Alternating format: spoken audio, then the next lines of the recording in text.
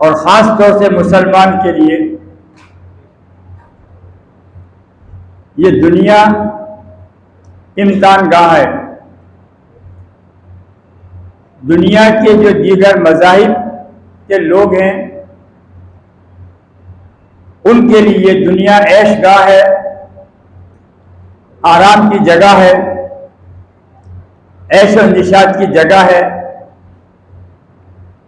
अरमान और जज्बात को पूरा करने की जगह है, माल और दौलत, जाह व हशमत, हुकूमत और सितरत कमाने की जगह है। मगर मोमिन के लिए इम्तिहान गाह है।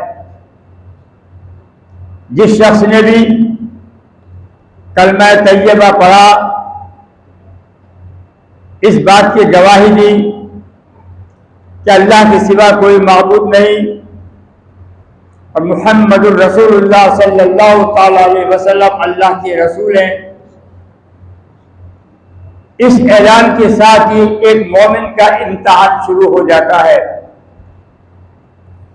मगर कितने अफसोस की बात है, हम दावा तो मुसलमान होने का करते हैं मगर मुसलमानियत हमें कहीं नजर नहीं आती।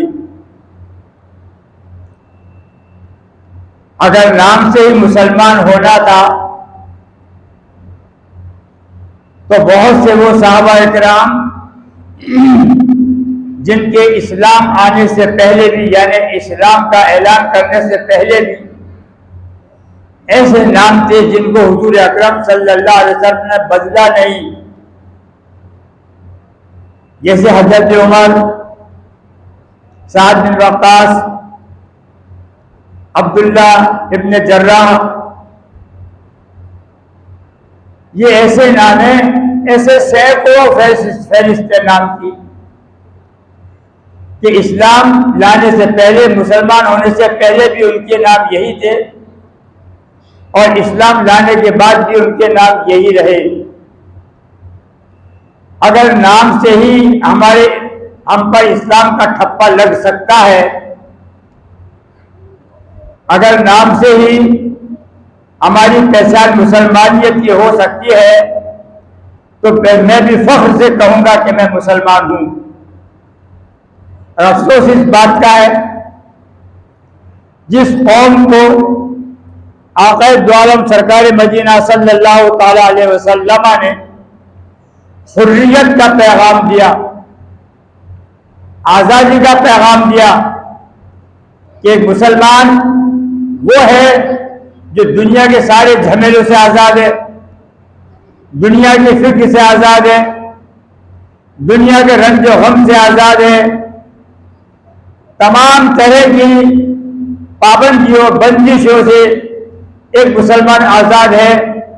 यही हुर्रियत का पैगाम है और यही हुर का पैगाम था जो मैदान करबला में अमल में आया, जिसके लिए शायर ने कहा, दुनिया को हुर की हस्ती ने दे दिया सबक, दुश्मन का अपना दोस्त बनाकर दिखा दिया। मेरे अज़ीज़ान मिल्लत इस्लामिया, यह हुर्रियत है क्या? हमने तो गुलामी की बेड़ियां बन रखी है। सियासी गुलामी हम पर है, समाजी गुलामी हम पर है, न जाए अकायद की गुलामी हम पर है, न जाने कितनी गुलामियां के बंधन हम जकड़े हुए हैं। जबकि कुरान ने फैसला कर दिया था, यहूदियों का ऐलान फरमाते हुए, अल्लज़ीना यत्तबिऊना रसूलन नबिय्यल उम्मिय्यल्लज़ी यजिदूनहु मक्तूबन इंदा रब्बिहिम फित तौरात वल इंजील यामुरुहुम बिल मारूफ व यनहाहुम अनिल मुनकर व युहिल्लु लहुमुत तय्यिबात व युहर्रिमु अलैहिमुल खबाइस व यदउ अन्हुम इसराहुम वल अगलाल अल्लती कानत अलैहिम। ए यहूद, जिस नबी की तारीफ और तौसीफ, जिस नबी उम्मी की तारीफ और तौसीफ तुम्हारी तौरात इंजील में लिखी है, ये आ गए हैं। हम कहाँ हैं? हमारा ईमान कहाँ है? हमारा यकीन कहाँ है? हमारे एतमाद कहाँ है? वो कुरान कहाँ है जिसकी मैं आयत पढ़ रहा हूं? कहाँ है वो कुरान? किसके पास है वो कुरान? किसके सीने में है वो कुरान? किसके जिक्र में है वो कुरान, किसके फिक्र में है कुरान, किसके नसीहत में है कुरान, किसके तज़किर में है वो कुरान। कहाँ है वो कुरान जिसके लिए अल्लाह तबारक व तआला, जिसने अपने नबी की मिलाद पढ़ते हुए, अपने नबी की नात खानी करते फरमाता है, आ गए ये उम्मी रसूल जिनका तुम जिक्र किया करते थे कि हमारी तौरात में, हमारी इंजील में एक आने वाले नबी का पैगाम है। जब वो नबी आ जाएगा हम उसका इंतजार कर रहे हैं, हम उस पर ईमान लाएंगे, उसकी तस्दीक करेंगे, उसका साथ देंगे, उसकी ताज़ीम करेंगे, उसकी तो इज्जत करेंगे, उसके लिए हम जान और माल की कुर्बानी लगा देंगे। ऐ यहूद व नसारा, ये वो नबी तशरीफ ला चुके हैं। हम कहाँ हैं जी? कहाँ है वो मुसलमान जो मुहर्रम की 10 तारीख में मर्द और औरत बाजारों के अंदर हुसैन इब्न अली के जनाजे का तमाशा देखने के लिए निकल रहे होंगे? हमने तो मुर्दा समझ लिया ना, मातम करना हमारी जो फितरत में आ चुका है। हम तो शिया बन चुके हैं, सुन्नियत हमारे पास रही नहीं है। हमारे अकीदे में शियत है, हमारे नज़रिए में शियत है, हमारी ज़बान में शियत है, हमारे कलाम में शियत है, हमारी नातों में शियत है, हमारी मनक़बत में शियत है, हमारी तौसीफ में शियत है। कहाँ है वो शियत? मैं दोपहर में देख रहा था,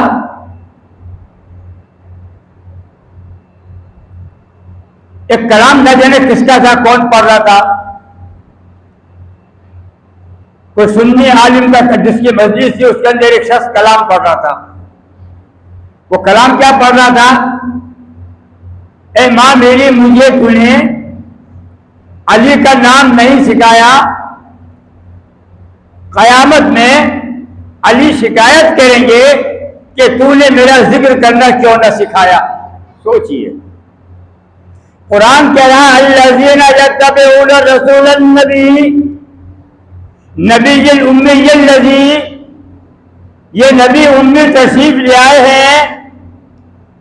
इसी नबी के तुफैल में अबू बकर मिले, इसी नबी के तुफैल में उमर मिले, इसी नबी के तुफैल में उस्मान मिले, इसी नबी के तुफैल में अली मिले, इसी नबी के तुफैल में साद बिन वक्कास मिले, इसी नबी के तुफैल में अब्दुर्रहमान बिन औफ मिले।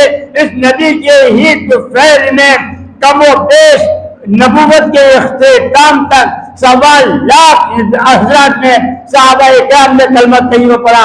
उसकी जमात ये तमाम के तमाम मुसलमान हुजूर अकरम सल्लल्लाहु अलैहि वसल्लम के तुफैल से दुनिया में तशरीफ लाए।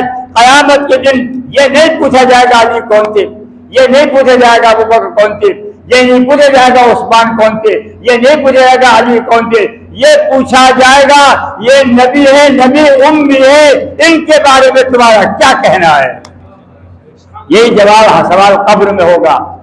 गाफिल में, गफलत में रहने वाले मुसलमान समझ ले, कब्र में मरने के बाद कब्र में पहुंचते ही हकीकत खुलकर सामने आ जाएगी कि जिस दुनिया में रहकर हम ऐसे निशान की जिंदगी जी रहे थे, हमने कभी कलमा सीखने की कोशिश जसारत नहीं की, कभी हमें इस बात का एहसास नहीं हुआ कि हमें आखिर मरना है। आंख बंद होते ही, कब्र में जाते ही जब फरिश्ता हमसे पूछेगा क्या इन शख्स को जानता है, इनसे तेरा क्या ताल्लुक है, तो बताइए जिन लोगों को नबी पर दुरूद पढ़ता नहीं आता, जो लोग नबी का नाम तक नहीं जान सकते, पूछे इतने पर जरूरत नहीं बता सकता सही तरीके से ना वुजू कर सकता,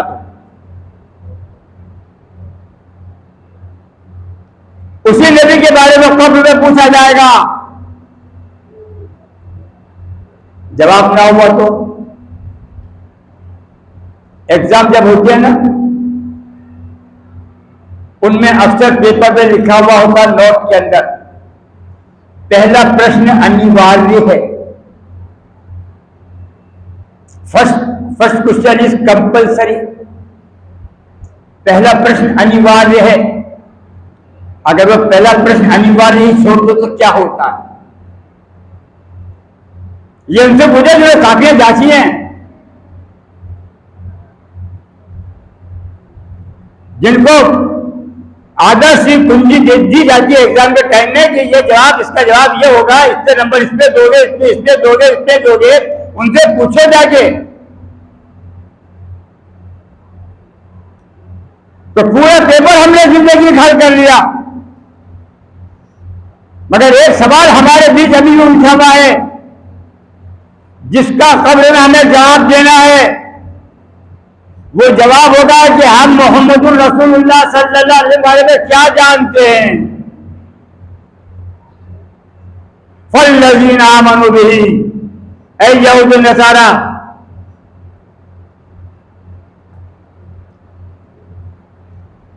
अल्लज़ीना यत्तबिऊना रसूलन नबिय्यल उम्मिय्यल लज़ी यजिदूनहु मक्तूबन इंदा रब्बिहिम फित तौरात वल इंजील यामुरुहुम बिल मारूफ व यनहाहुम अनिल मुनकर।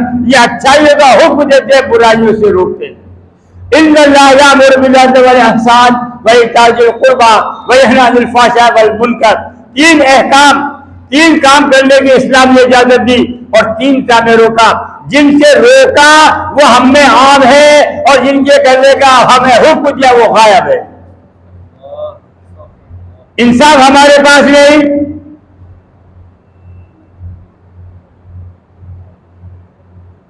खुलूस हमारे पास नहीं, अच्छा बर्ताव, एहसान मंदी हमारे पास नहीं,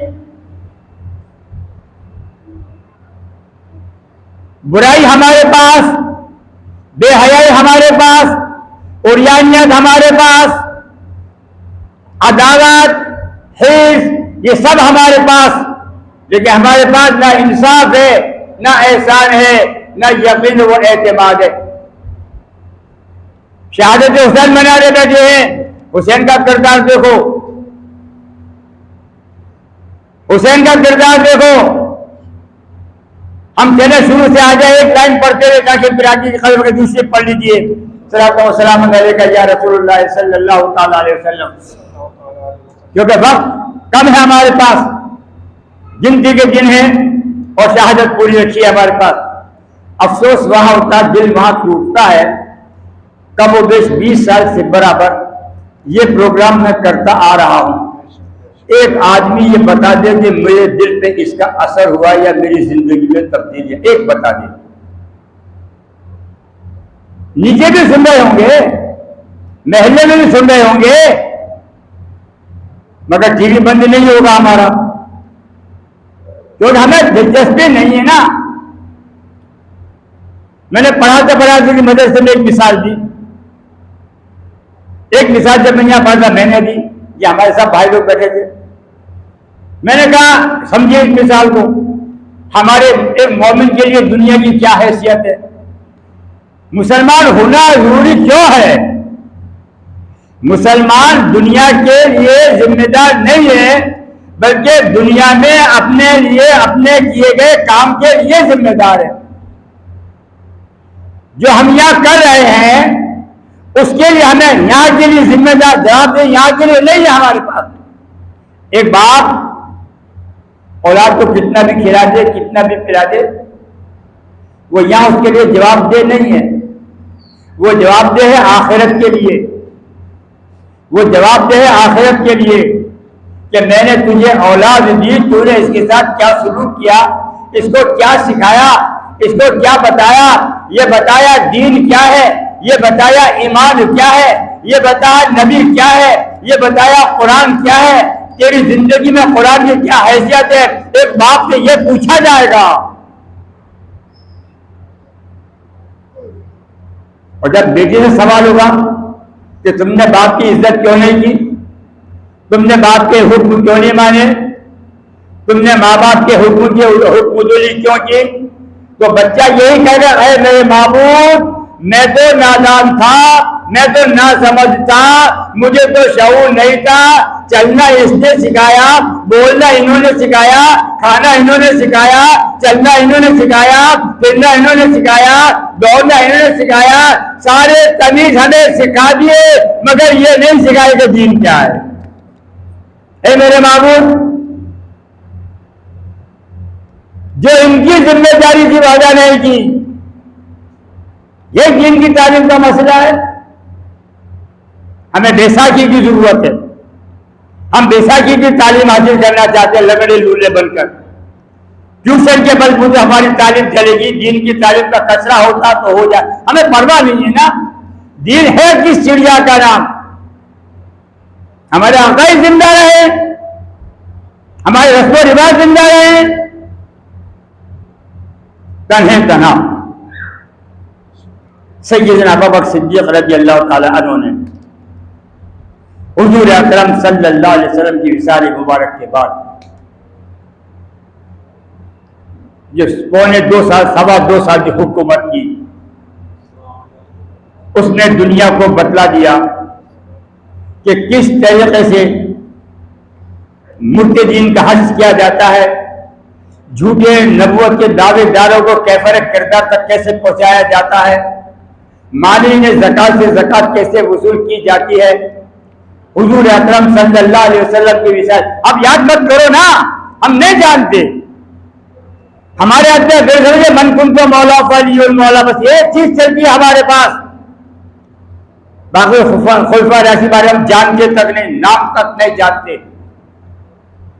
आमनन नास बल मौला माँ आ गली में अब सीना माँ दूसरी पड़ी है। आमनन नास बल मौला माँ आ गली में अव्वल सीना माँ हिम्मत है किससे मिलत राजू अब्र सानिया से नैन कब्रो बदला हश्र। अल्लामा इकबाल ने कहा किसके दे खेती को जब मुर्शिद इस्लाम दुनिया में आ गए हुजूर के विसाल के बाद, झूठे नबूवत के दावेदार आ गए, जब इस्लाम के ऊपर जुल्म की काली घटा, कुफ्र की काली घटा छाने लगी, सैयदना अबू बकर सिद्दीक रज़ियल्लाहु ताला अन्हु फकत वो जात थी जिन्होंने लोहा लिया, जिनके लिए इकबाल ने कहा है आमनन नास बर मौला माँ, कि मेरा मौला सैयदना अबू बकर सिद्दीक रज़ियल्लाहु ताला अन्हु है। वो पहले कलीम है, मूसा अलैहिस्सलाम को कलीम का खिताब अल्लाह ताला ने दिया, कोहे तूर पर जाकर कलाम किया करते थे। इकबाल कहते हैं कि मोहम्मद रसूलुल्लाह सल्लल्लाहु अलैहि वसल्लम के पहले कलीम हजरत अबू बकर सिद्दीक रज़ियल्लाहु ताला अन्हु है। हिम्मत जो किससे मिलत राजू अब्र, जब इस्लाम की खेती पर किस कहते हैं खेती को, जब इस्लाम की खेती पर जुल्म के बादल छा गए, जब इस्लाम की खेती पर मानी ने ज़कात के बादल छा गए, जब लोग ज़कात देने का इनकार करने लगे, जब इस्लाम की खेती मुरझाने लगी, यह अबू बकर सिद्दीक का ही दम था कि तने तना खड़े रहकर तमाम जालिमों को कैफर किरदार तक पहुंचा दिया। अगर अबू बकर सिद्दीक का रोल नहीं होता तो आज ना अली को कोई पहचानता, ना उमर को कोई पहचानता। जब अबू बकर सिद्दीक का विसाल का वक्त आया, सुनते जाइए, मैं जानता हूं आपकी समझ में नहीं आएगी क्योंकि हम समझना चाहते नहीं, हमारा माशरा इस काबिल है ही नहीं कि हम तालीम हासिल करें। हम यहाँ बैठ के असर के बाद 1 घंटा पढ़ाते हैं, आने की फुर्सत नहीं। कहाँ जरूरत है, कहाँ जरूरत है? दुनिया कमा लें, महल बना लें, कल चला जाना है, ये सब छोड़कर हमें दीन की जरूरत नहीं है। मैं 90 साल का होता हूं तब भी दीन की जरूरत नहीं है। फिर ये कहते उम्र हो गई अब क्या सीखेंगे? अरे साहबे किराम की जिंदगी से पूछो, कैसे किसी ज़ईफ़ की हालत में ईमान लाए, इस्लाम की हकीकत को समझा। बहरहाल मैं दूसरे जाना नहीं चाहता, अपने मकसद पर चाहता हूँ क्योंकि मुझे शहादत बयान करनी है। दूसरे पढ़ लीजिए, सलाम अलैका या रसूलुल्लाह सल्लल्लाहु अलैहि वसल्लम। जब आपके विसाल का वक्त आया,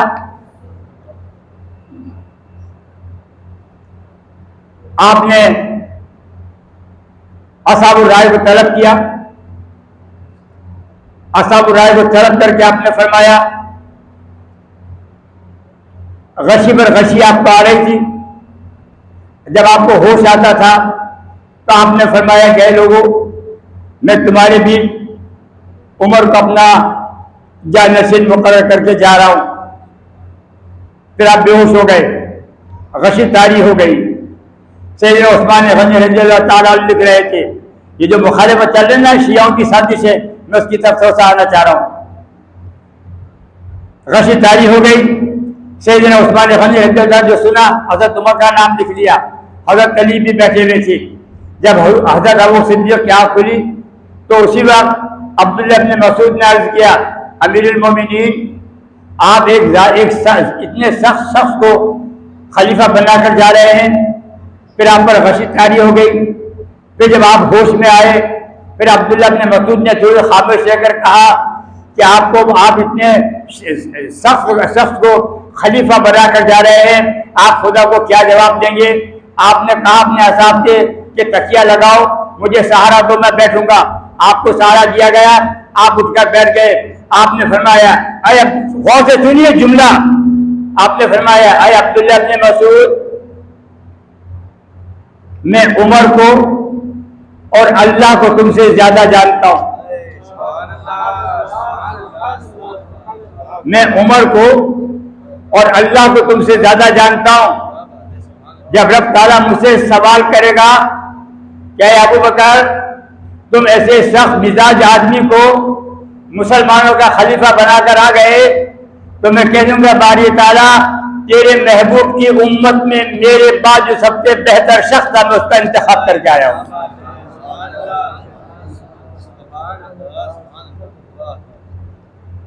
आज की तारीख सैयदना उमर फारूक की शहादत का दिन है। आज की तारीख यकम मुहर्रमुल हराम, मुहर्रम की पहली तारीख को सैयदना उमर फारूक रज़ियल्लाहु ताला अन्हु का विसाल हुआ। पूरे 10 साल तक बड़ी शानदार अपने खिलाफत की। आपकी शहादत के बाद सैयदना उस्मान गनी खलीफा हुए। 12 साल आपने खिलाफत की। आपकी खिलाफत के पहले 6 साल बहुत शानदार गुजरे। बाकी के 6 साल के अंदर सबाइयों के फिरके ने हंगामा बर्पा कर दिया। नतीजा ये हुआ कि सैयदना उस्मान गनी रज़ियल्लाहु ताला अन्हु को जाम शहादत नोश करना पड़ा। अज़ीज़ान मिल्लत इस्लामिया, अगर उस्मान गनी रज़ियल्लाहु ताला अन्हु की शहादत अमल में नहीं आती तो शायद करबला का वाक़या भी अमल में नहीं आता। तारीख पर गौर करके देखिए, जिस बेदर्दी से, जिस जुल्म सितम का शिकार बनाकर सैयदना उस्मान गनी रज़ियल्लाहु ताला अन्हु को शहीद किया गया, दुनिया में उसकी मिसाल नहीं मिलती। वो इब्तिदा थी शहादत की, और हुसैन इब्न अली की शहादत इंतहा है। वो इब्तिदाए शहादत थी, ये इंतहाए शहादत है। अब इसके बाद से कारनामा और काजर दर्द नहीं होगा। अज़ीज़ान मिल्लत इस्लामिया, उसके बाद 4.5 साल या करीब 4 साल हजरत अली की खिलाफत रही। हजरत अली भी शहीद कर दिए। मैं जान सब नहीं चाहता, मुझे और कुछ जाना, इसलिए मुख्तसर बोलता चला जा रहा हूं मैं। हजरत अली शहीद कर दिए गए। हजरत सैयदना इमाम हसन रज़ियल्लाहु ताला अन्हु को मुसलमानों ने अपना खलीफा मुंतखब किया। ये हजरत अली के बड़े साहबजादे थे। जब वो खलीफा मुंतखब किया गया, बनु उमय्या बनु हाशिम की साजिश का नतीजा था।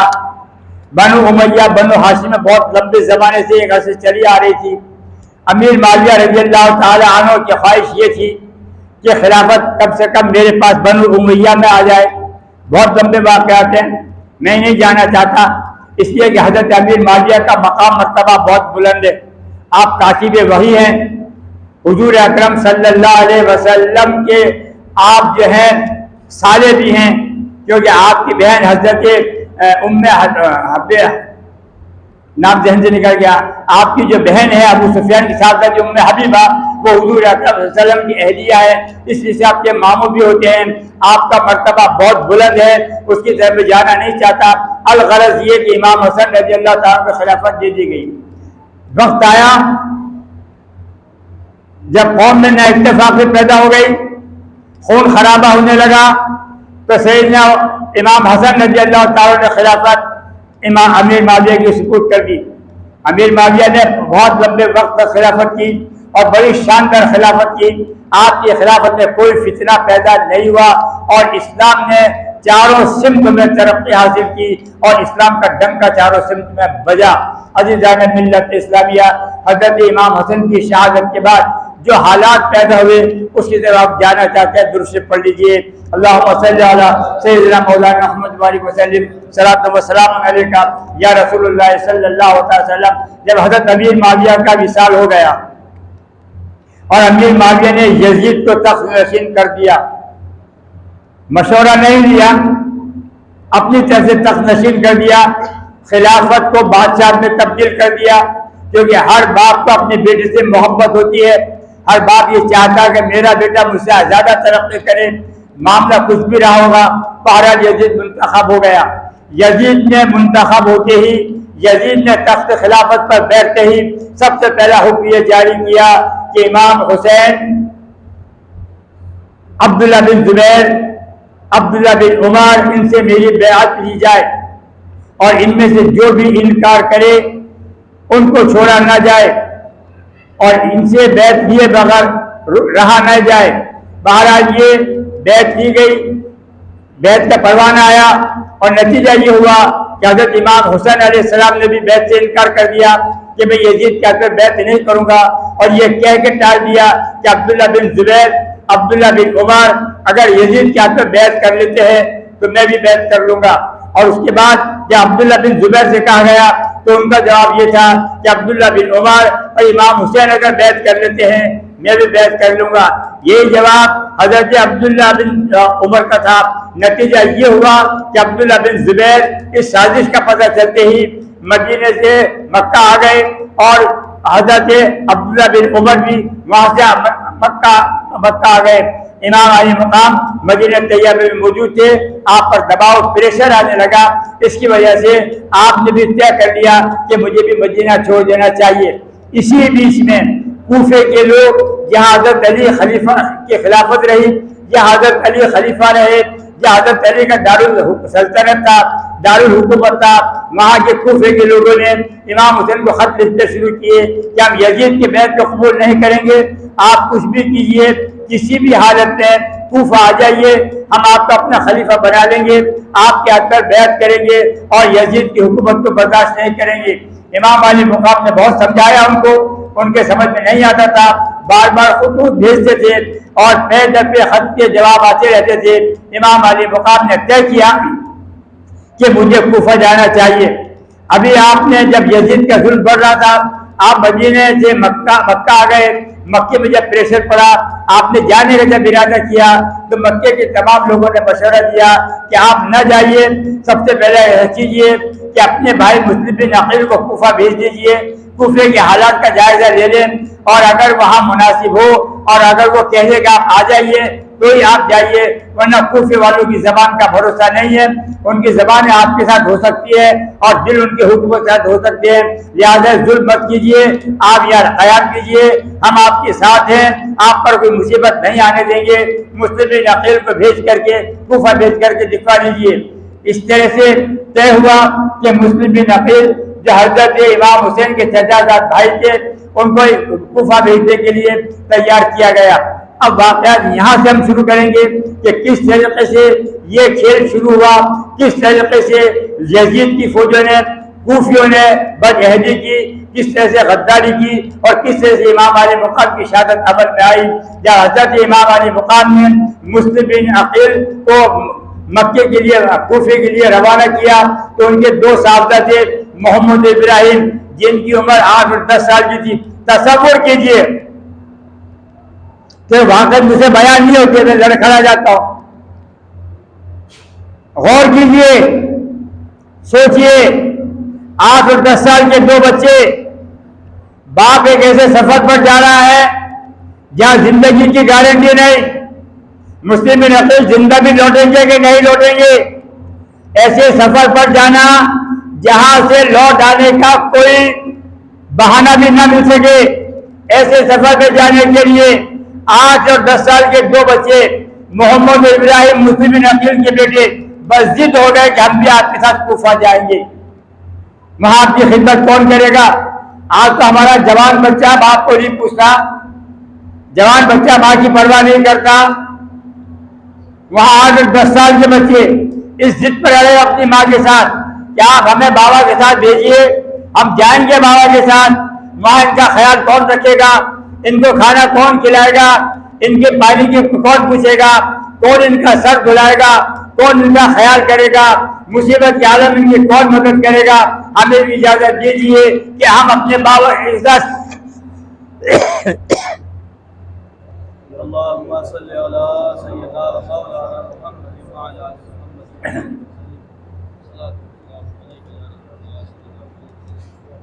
लिहाजा दोनों बच्चे मोहम्मद इब्राहिम हजरत मुस्लिम बिन अकील के साथ कुफे के लिए रवाना हुए। जैसे मुस्लिम बिन अकील कुफा पहुंचे, हजारों की तादाद में लोगों ने आपके हद पर बैत किया और न जाने कितने लोग बैत करने के लिए तैयार थे।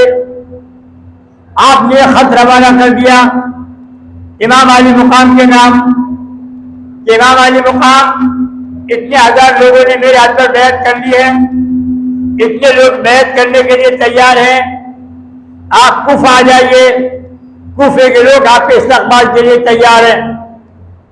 जब यह खबर यजीद के पास पहुंची, यजीद आग बबूला हो गया, उसको समझ में नहीं आ रहा था वो क्या करे। उसने अपने गुलाम सरजून को बुलाया, उससे मशवरा लिया कि मुझे क्या करना चाहिए। मुस्लिम अकील कूफे में आ चुके हैं, इमाम हुसैन अनकरीब कूफे में आने वाले हैं, कोई रास्ता बताओ। सरजून ने कहा, आप भी अजब आदमी हैं, आप अपने खानदान के लोगों से दुश्मनी रखते हैं, उबैदुल्लाह अपने जात को मुंह लगाना पसंद नहीं करते, वो लौटी बच्चा हो या इससे भी ज्यादा जलील, आप उसका दिल हाथ में लीजिए, उसको मनाइए और उसको कूफी का गवर्नर बनाकर भेजिए और देखिए चुटकी बजा के सारी मुश्किलें आसान हो जाएंगी। ये बात यजीद के दिमाग में बैठ गई। उसने फौरन उबैदुल्लाह अपने ज़ियाद को तैयार किया। वो हंसता खेलता एक फौज लेकर के दमिश्क से चला और सीधा बसरा पहुंचा। बसरे में क़याम किया, बसरे के तमाम लोगों को जमा